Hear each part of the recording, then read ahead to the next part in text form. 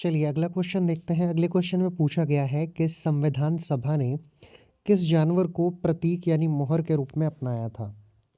ये क्वेश्चन हमारे short video में भी मैंने एक दिन आपसे पूछा था। हमारे जो शॉर्ट वीडियो आप चैनल पर जाकर देखेंगे वहाँ भी इस क्वेश्चन को मैंने आपसे पूछा हुआ है।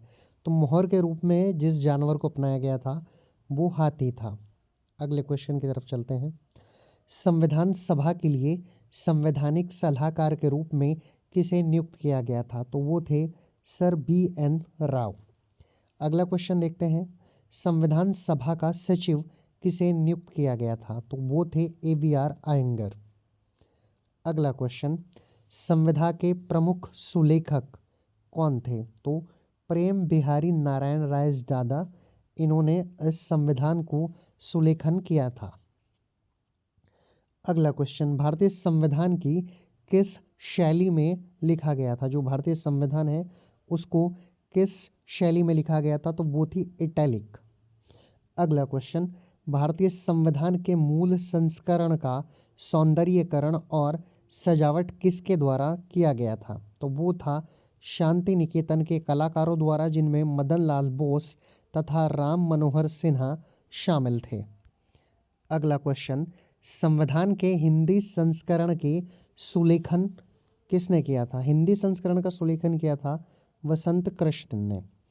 अगला क्वेश्चन। मूल संविधान के हिंदी संस्करण का सौंदर्यीकरण और सजावट किसके द्वारा की गई, तो वो की थी नंदलाल बोस ने। चलिए आगे चलते हैं। हम कॉन्स्टिट्यूशन के बेसिक क्वेश्चनों को देख रहे हैं। डोमिनियन विधानमंडल के रूप में संविधान सभा की पहली बैठक हुई थी, कब हुई थी ये बताना है, तो वो हुई थी 17 नवंबर 1947 को। अगला क्वेश्चन। डोमिनियन विधानमंडल के रूप में संविधान सभा की पहली बैठक की अध्यक्षता किसने की थी, तो वो की थी जी.वी. मावलंकर जी ने। अगला क्वेश्चन। विश्व का सबसे लंबा लिखित संविधान किस देश का है, तो विश्व का सबसे लंबा लिखित संविधान भारत का है। अगला क्वेश्चन देखते हैं। भारतीय संविधान का अधिकांश भाग किस अधिनियम से लिया गया है, तो वो था भारत शासन अधिनियम 1935। अगला क्वेश्चन देखते हैं। भारतीय संविधान में संघीय व्यवस्था न्यायपालिका, ये न्यायपालिका है, इसको आप ठीक करेंगे, ये न्यायपालिका लिखा हुआ है। राज्यपाल, आपातकालीन अधिकार तथा लोक सेवा आयोग का विवरण किस अधिनियम से लिया गया है, तो ये लिया गया है भारत शासन अधिनियम 1935 से। अगला क्वेश्चन। भारतीय संविधान का प्रस्तावना यानी उद्देशिका अंग्रेजी में कहें तो प्रिम्बल को किसने प्रस्तुत किया था, तो वो किया था पंडित जवाहरलाल नेहरू ने। अगला क्वेश्चन। संविधान की कुंजी किसे कहा जाता है, तो संविधान की प्रस्तावना को संविधान की कुंजी कहा जाता है। अगला क्वेश्चन। किस संविधान संशोधन अधिनियम के तहत संविधान में समाजवादी, पंथनिरपेक्ष और राष्ट्र की अखंडता शब्द जोड़े गए, तो वो जोड़े गए थे 42वें संविधान संशोधन अधिनियम 1976 के द्वारा। अगला क्वेश्चन। मौलिक अधिकार, संविधान की सर्वोच्चता तथा न्यायपालिका की स्वतंत्रता किस देश के संविधान से ली गए हैं, तो ये लिया गया है अमेरिका। अगला क्वेश्चन।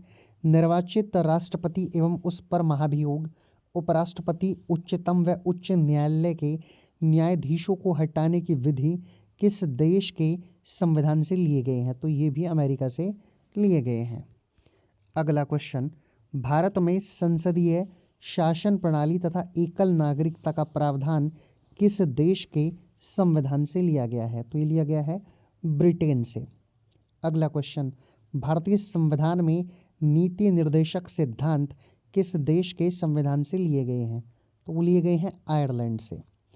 अगला क्वेश्चन। भारतीय संविधान में राष्ट्रपति द्वारा राज्यसभा में सदस्यों का मनोनयन किस देश के संविधान से लिया गया है, तो ये भी लिया गया है आयरलैंड से। आगे चलते हैं। केंद्र एवं राज्यों के बीच संबंध का प्रावधान किस देश के संविधान से लिया गया है, तो ये लिया गया है ऑस्ट्रेलिया से। आगे चलते हैं।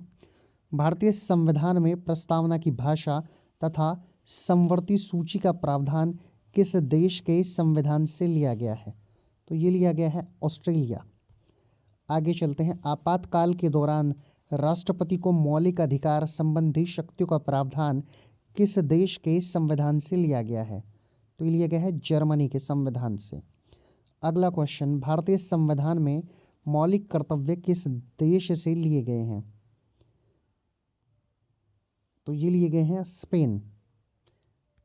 इस क्वेश्चन में थोड़ा डाउट है, अभी इस क्वेश्चन को आप रहने दीजिएगा, मौलिक कर्तव्य वाले को। इस क्वेश्चन को अभी हम नहीं लेते हैं, अगले क्वेश्चन पर चलेंगे।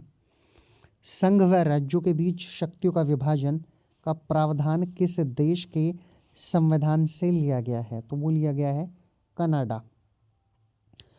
अगला क्वेश्चन, भारतीय संविधान में संशोधन प्रक्रिया का प्रावधान किस देश के संविधान से लिया गया है?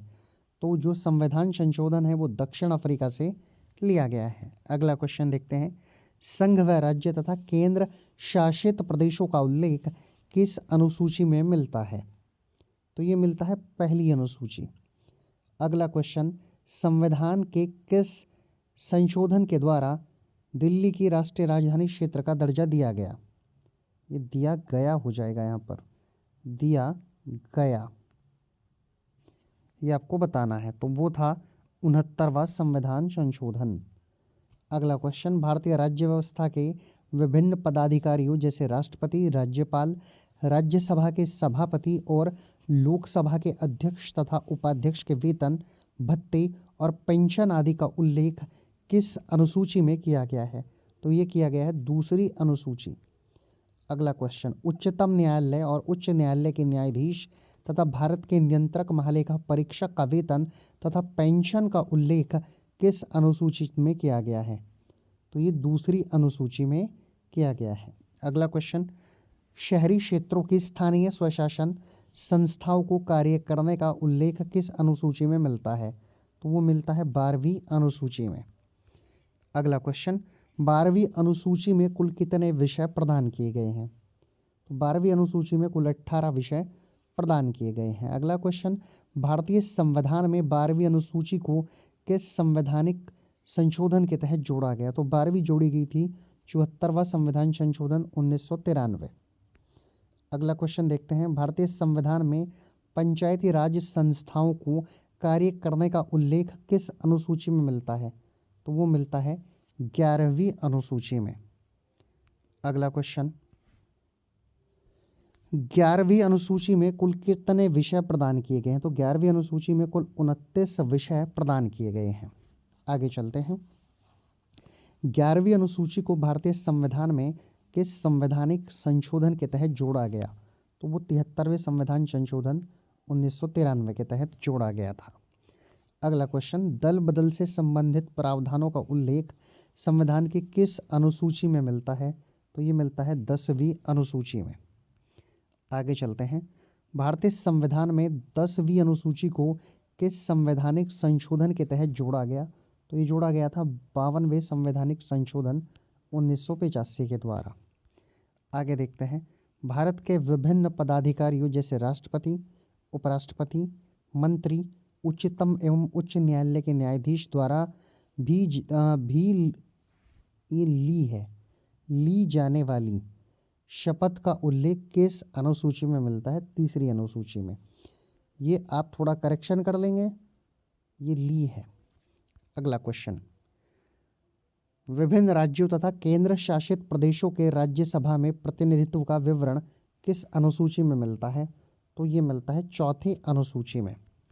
अगला क्वेश्चन, केंद्र व राज्यों के बीच शक्तियों के बंटवारे का उल्लेख किस अनुसूची में किया गया है? तो ये हो जाएगी आपकी 7वीं अनुसूची। संघ सूची, राज्य सूची तथा समवर्ती सूची को किस अनुसूची के अंतर्गत रखा गया है? तो ये 7वीं अनुसूची के अंतर्गत रखा गया है, शक्तियों का बंटवारा किया गया है। आगे चलते हैं, वर्तमान में संघ सूची में कितने विषय हैं? तो अब 100 विषय हैं, परंतु पहले इसमें कितने थे? 97 विषय थे। आगे चलते हैं, राज्य सूची के विषय के बारे में पूछा गया है, अब 61 हैं और इसमें पहले 66 थे। समवर्ती सूची में पूछा गया है, पहले 52 थे और अब 47 है। आगे चलते हैं, अगला क्वेश्चन, किस सूची में दिए गए विषय पर सिर्फ केंद्र सरकार कानून बना सकती है? तो वो है संघ सूची के विषय पर। अगला क्वेश्चन, किस सूची में दिए गए विषय पर केंद्र और राज्य दोनों सरकार कानून बना सकती है, परंतु विषय समान होने पर केंद्र सरकार का कानून मान्य होगा? तो वो है समवर्ती सूची। आगे चलते हैं, किस अनुसूची में अनुसूचित क्षेत्रों और अनुसूचित जनजाति के प्रशासन और नियंत्रण के बारे में उल्लेख मिलता है? तो ये है 5वीं अनुसूची। अगला क्वेश्चन, संविधान लागू होने के समय 8वीं अनुसूची में कितनी भाषाओं को शामिल किया गया था? तो 14 और वर्तमान में 22 भाषा हैं। जब संविधान लागू हुआ था तो 8वीं अनुसूची में 14 भाषाएं थी और अब 22 भाषाओं का विवरण संविधान की 8वीं अनुसूची में मिलता है।